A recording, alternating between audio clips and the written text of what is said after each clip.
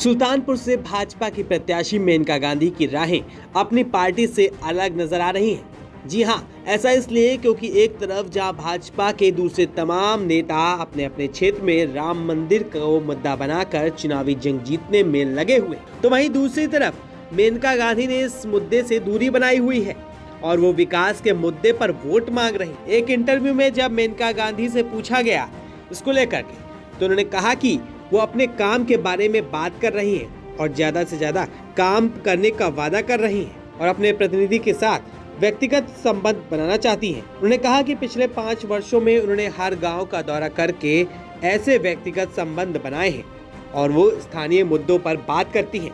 हिंदू मुस्लिम पर किसी तरह की कोई बात नहीं करती हैं और ना ही इस पर वोट मांगती। जबकि दूसरी तरफ भाजपा के तमाम नेता राम मंदिर और धारा 370 के नाम पर वोट मांग रहे हैं।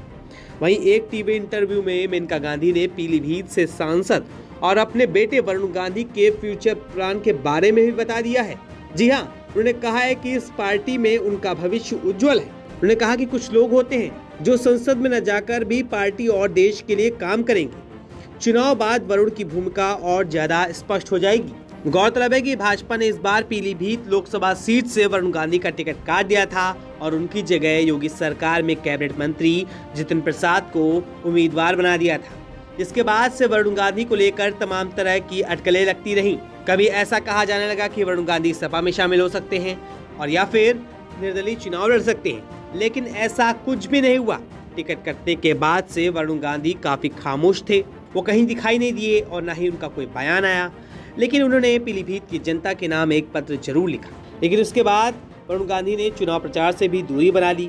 उसके बाद वो पीलीभीत में भाजपा की रैली में भी दिखाई नहीं दिए और ना ही अपनी मां मेनका गांधी के लिए प्रचार करते हुए देखे गए। इससे पहले मेनका गांधी कह चुकी हैं कि उनकी तबीयत ठीक नहीं है, वो आराम कर रहे हैं। वहीं चुनाव प्रचार के सवाल पर उन्होंने कहा था कि वो अपना चुनाव प्रचार प्रबंधन खुद देख सकती है।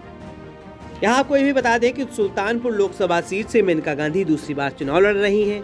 यहाँ उनका मुकाबला समाजवादी पार्टी के रामभुवन निषाद और बसपा से उदयराज वर्मा से है। लेकिन वोटिंग से ठीक कुछ दिन पहले ही भाजपा नेता और बाहुबली चंद्रभान सिंह उर्फ सोनू सिंह ने मंगलवार शाम सपा का दामन थाम लिया है। इसके बाद से सुल्तानपुर का चुनाव काफी रोचक हो गया है। वहीं अब उनके सामने अपनी सियासी विरासत को बचाए रखने की चुनौती है।